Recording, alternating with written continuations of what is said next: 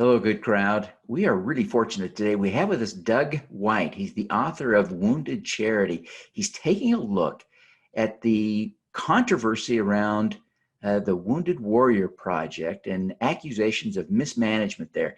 This is going to be a fascinating discussion and so much more. Stick around. You don't want to miss this episode. Welcome to the Your Mark on the World show with your champion of social good, Devin D. Thorpe.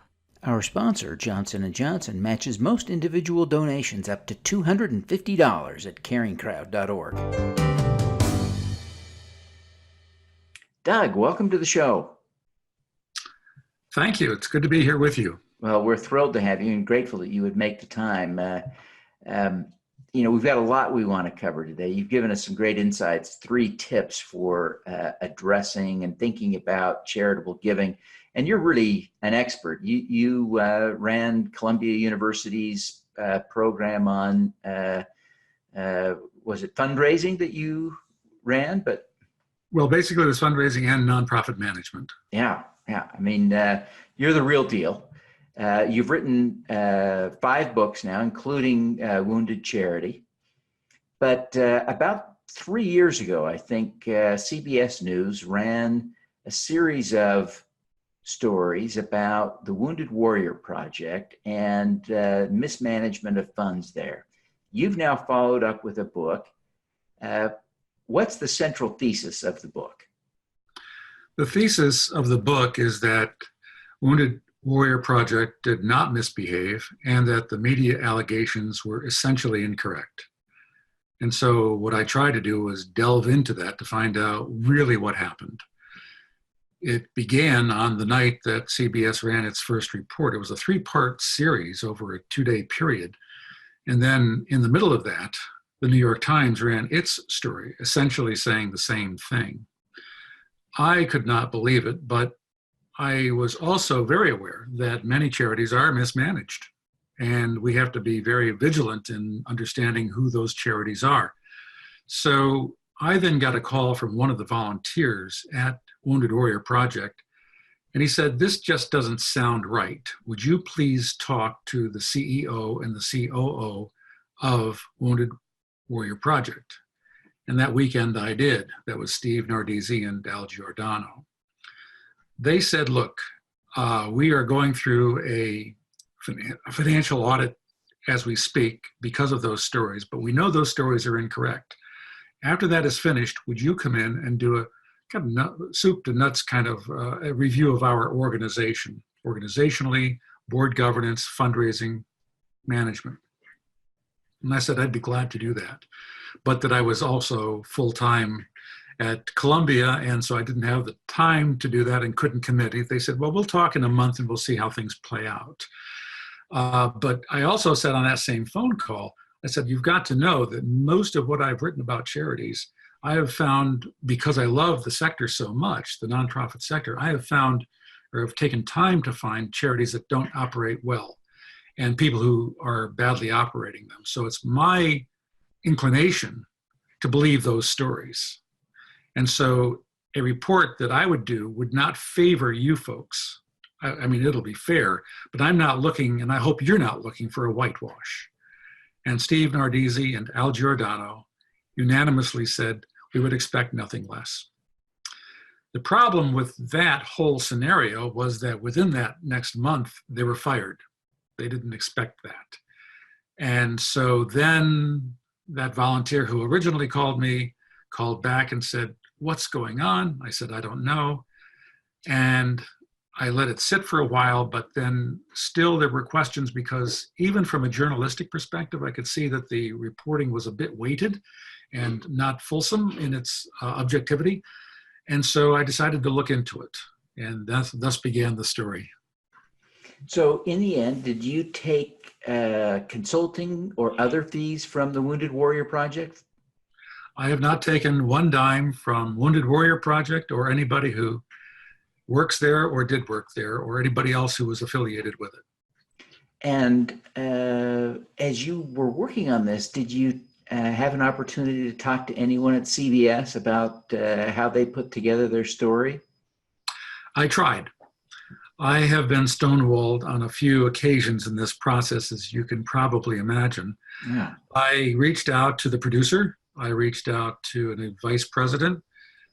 And I also reached out to someone that I didn't expect to have to reach out to, and that was one of the very senior executives at CBS, who, as it happens, was on the board of Wounded Warrior Project. Interesting. No one was interested in speaking. Well, fascinating, fascinating. So tell us about your process and your conclusions. Well, the process was one of saying, and I like to think that I begin all of my research this way, with basically a blank page. The last book that I had done was about a lawsuit at Princeton University, and the person who did the suing was for a very large amount. It was for what amounted to about $900 million. And he claimed that the money that his family had given a generation earlier wasn't being spent correctly. And he wanted that story told. Now, the lawsuit had been completed. It was it did not go to trial. It was settled out of court. So there was no more to be found out that hadn't already been found out. But I told him that if I find that Princeton University was doing the right thing, I would be first to say that. And he too said, yes, take the facts where they go and see what happens. So my whole MO, I try anyway, to make it so that there's a blank page in front of me. I did have the one piece of evidence was the CBS and the New York Times reports. I knew what they had said. The question was it accurate? And if it was, what are the details behind it? And if it wasn't, why wasn't it accurate? So I began calling people. And the first two people I talked to after they were fired were Steve Nardizzi and Al Giordano. And I said, I need to get a sense of what's going on here, because 3 nights ago, I got called by a newspaper saying what was my reaction to the firings. And I didn't know until he had called the reporter. I said, well, what happened? So that began my interviewing process. And then I was told that there would be other people who would be glad to speak with me, some of them on the record, many of them off the record because they were still at WWP. And so it's a matter of, I guess it's a matter of being inquisitive and not thinking that the next question will be your last. It'll be a launching pad to a further question. And that's how this goes. And in fact, and you may be familiar with this phenomenon, but a book, as is a broadcast like this or a movie or any other kind of form of communication, has to have a beginning and an end. And the book could have gone on and on and on because I was learning so much. And so you then have to figure out what's relevant, what is the central thesis of the book, and limit yourself after a while. So there's probably 10 times of writing that did not make it into the book. Yeah. Well, Doug, one of the fundamental accusations that CBS made was that there was lavish spending on administration, and that too little money was going to run the programs for which the money had been raised. What did you see as you looked at the actual operations? How did that look when you got your nose under the tent? It's a good question, and it's central to the entire allegations, the set of allegations that CBS and the New York Times put forward. What I found when I looked under the hood was a solid organization, well run, and not any money was being wasted. In fact, as part of the audit, the financial audit, the law firm and the accounting firm that looked into the expenses looked back some 5 or 6 years, I forget, I think it was 6 years, and found nothing misspent. Not one dime was misspent. And so I found also that a lot of money was being spent on programs. The question centered on whether some money was being improperly put into another category so that it would look like they were more efficient than they were. And I actually saw you in one of your interviews with a TV station, I think it was in Utah, when you were talking about nonprofits. And the question was, is there a number that you could look toward? And I think you said you had two answers. One was 20%, and the other was it really depends on the organization and its situation. And so I totally agree with that. I totally agree with the fact that there are two answers to that, because you want efficiency. There's no question, but you also want to be more intelligent than just looking at that number and making a decision. You want to look at the entirety of it, which is what I did. One little detail of this whole spending process question that CBS got wrong, I feel, they said that Wounded Warrior Project spent $26 million, for example, on conferences. And they characterized the conferences as basically fun and games. When right next to the number they were showing on the form, which is called a 990 at a nonprofit, was the amount of program money that was spent during those conferences. And as we all know, conferences are not just fun and games. They're meant to create morale builders. They're meant to have people converse with one another that wouldn't otherwise have a chance because they're across the country in a personal setting, and they're learning experiences.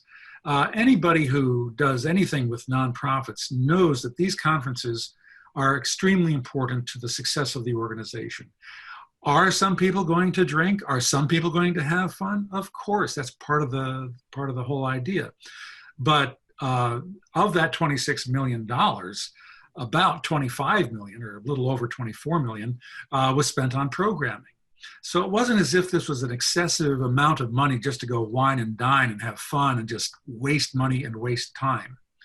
And the other aspect of this was CBS used as pretty much its only source on camera, someone who claimed that everybody was being wined and dined and that the liquor bill was sky high.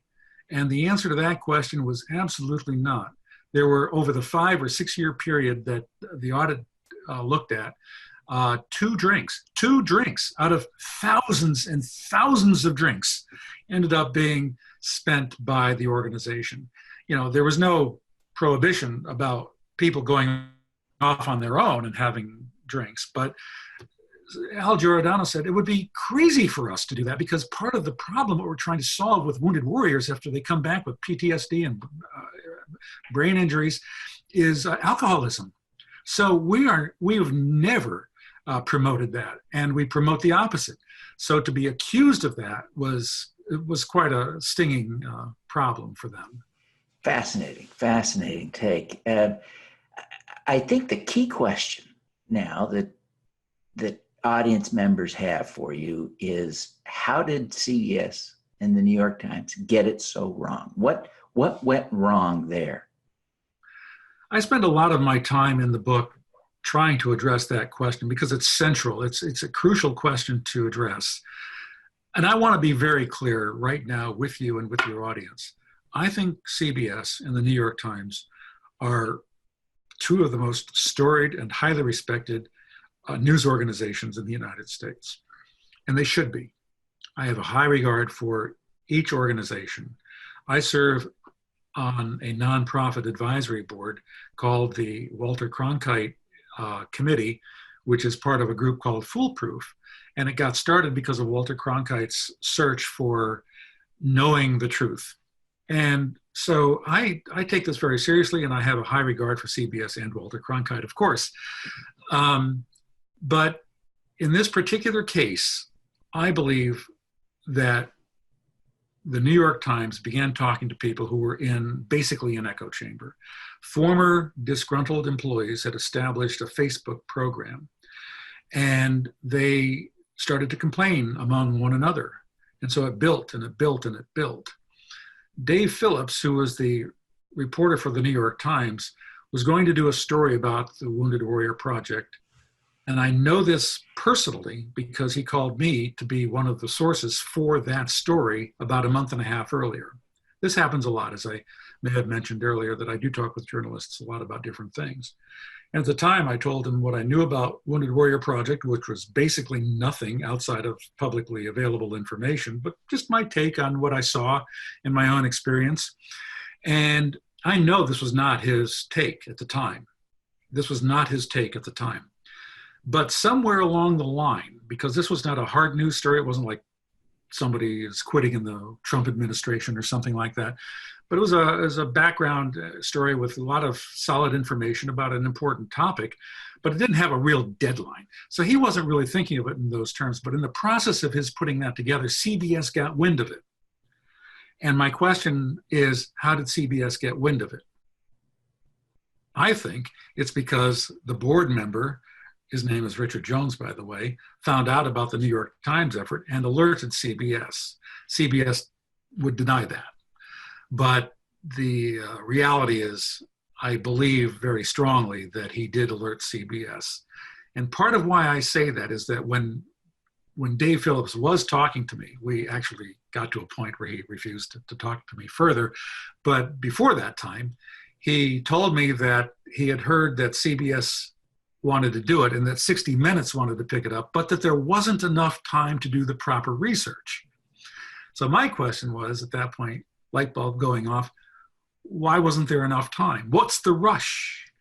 And so and I still don't know, except that I think that CBS wanted to get this out, that made the New York Times reporter feel a rush and basically write the sensational story that CBS was going to do, as opposed to the more thoughtful story that he was planning. Now, that's speculation on my part, but I have to confess that I turned over every stone, looked at every email I could, and also asked the principals involved, and basically got stonewalled. Interesting.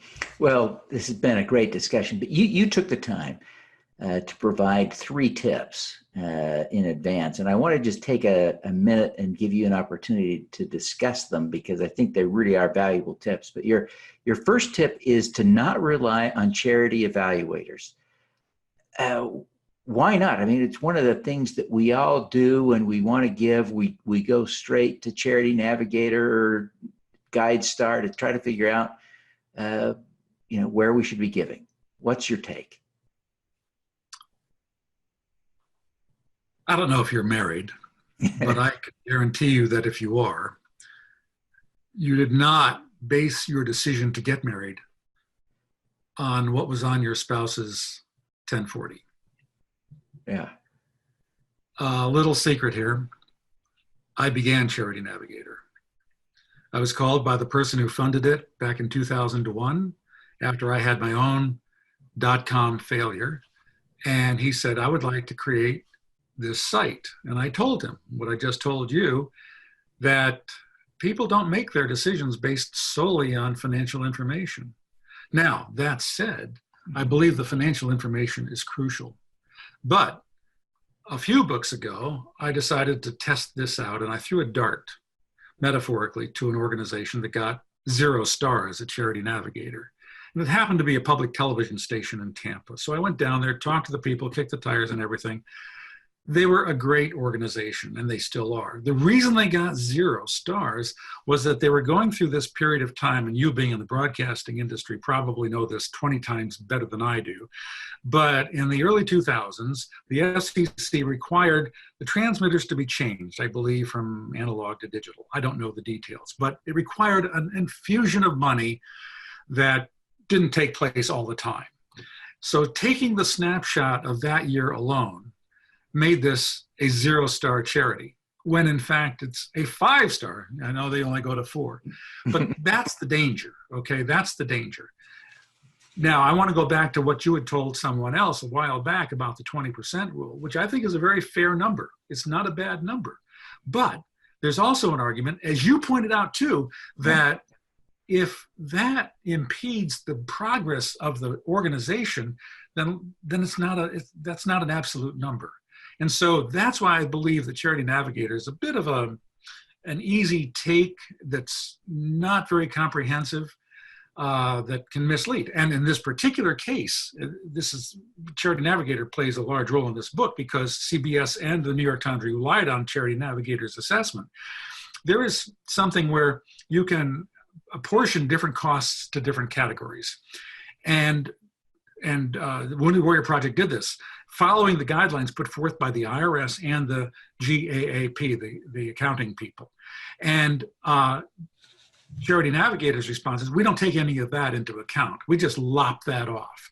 So that gave birth to this lower number that was totally fictitious and gave an incredibly wrong picture of the success and the spending of Wounded Warrior Project. So I'm not saying that we should not know about the financials. We should, but I don't believe Charity Navigator is the last stop that people should make when looking at charities. Excellent. Well, your second tip is really, again, coming back to your Wounded Warrior Project story, your book, and you say, while the media do a good job of highlighting problem, and I think you're saying don't discard it entirely. Remember, it may not always be accurate, and that's kind of your whole point with the wounded charity, right? It is, and it's important to realize that Wounded Charity is about a charity that is a good charity. It got wounded in this whole process, but I don't want to give the impression that anything was wrong with Wounded Warrior Project. They had a lot of programs that were very strong. They still do, although they've been diminished in terms of their financial capabilities. If you take a look at what the projections would be starting from 2016 forward for 3 years, compared to what they have been for the last 3 years, there's a difference of about $600 million. So I think that's very real.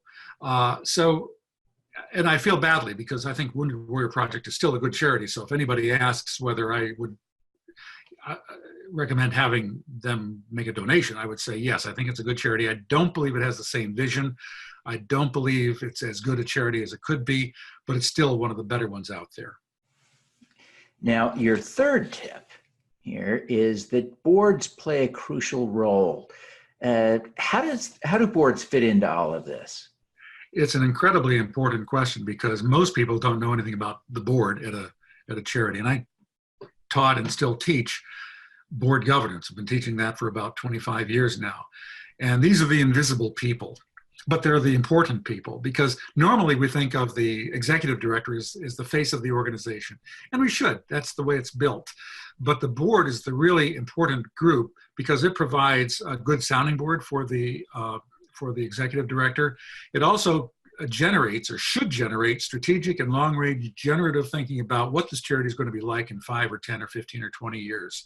So from my perspective, the board has 3 crucial components. One is fiduciary, and that is to make sure that the books are balanced, that the finances are in shape, that the kind of the tangible aspects of things are being done well. The next is strategic. And that is to say the board needs to take a look at the strategic planning going into the future. But then there's the third, and it's not like there's a hierarchy here. It's like a pyramid. They're all important. The third is what I call generative. I don't call it. I do, but it's based out of a book that I read when I began teaching this course called Leadership as Governance. And that the generative question is, what kind of an organization do we want to be? And in this particular case, one of those questions might be, hey, the VA is not stepping in to help our veterans the way it should. That's aside from all of the scandals at the VA. That's another issue altogether. But there are cracks here. So who do we want to be in filling those cracks? Who do we want to be when it comes to serving America's veterans? Who do we want to be in this social sector? And that is part of what a board should be thinking about. Great insights, great insights. Doug, what is your superpower? You know, it's interesting that you bring that up because I remember you asking that question in the questionnaire earlier. And I thought, wow, I don't think of myself as having a superpower. But my super goal is to make sure that charities serve society in a positive way.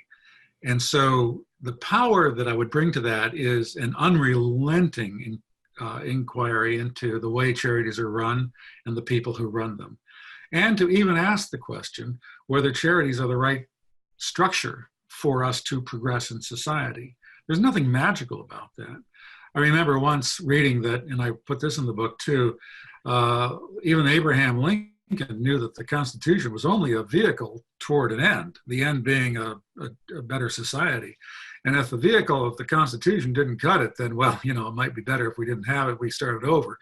So I don't want to be light. I mean, I used to teach the Constitution too in high school, so I have a very strong feeling about its efficacy. But I do want us to go back as citizens of donors, people who care about improving society in whatever way we think, and ask those very important questions and see if the charity is actually carrying out that mission. It's not just the mission too, it's about how that charity carries it out. Many people say, well, what if you want to support Planned Parenthood? Or what if you want to support the NRA? Well, the question isn't supporting the NRA, it's supporting gun rights. And is the NRA the right vehicle? That's a question only the individual can ask. And true about another kind of organization, let's go to the other side of the political spectrum, Planned Parenthood, they might not do the job that you want them to do, even though you think that they're in line with your philosophy. So there's so much there, and I want to be the instigator for those questions. Fantastic. Fantastic. Well, Doug, thank you so much for taking the time to be with us. Now, we're recording this about 3 weeks before the book is available. We're airing this after it's available. Can you tell us where people can find Wounded Charity? The most logical place that most people will go to these days will be Amazon. I'm not sorry about that. It's just the way we are. I am sorry that the local bookstores across the street that used to be near me are struggling, but I hear they're not struggling as much. You can go to your local bookstore and have them order it. They probably won't have it because there's just so much competition for the space. Another is directly from the publisher, which is Paragon House. They've been a tremendous partner in this whole process, and I think very highly of them. You can get the electronic version on both Amazon and Barnes & Noble. But, knowing the way the world is turning, probably most people will just click on Amazon. Okay.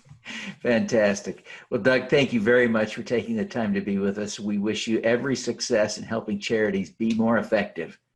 Well, thank you for your time, Devin. Appreciate it. All right. All righty. Let's do some good. At Caring Crowd, we believe everyone has the power to make a difference. Through our crowdfunding platform for community health, we empower passionate people to drive real change. Whether you work for a nonprofit organization, volunteer, or want to get involved for the first time, you can post a campaign on Caring Crowd. Join us, because caring is where change begins. Thanks for tuning in to the Your Mark on the World show, the Social Impact Podcast. Please subscribe via YouTube, iTunes, Google Play, Stitcher, or Spotify.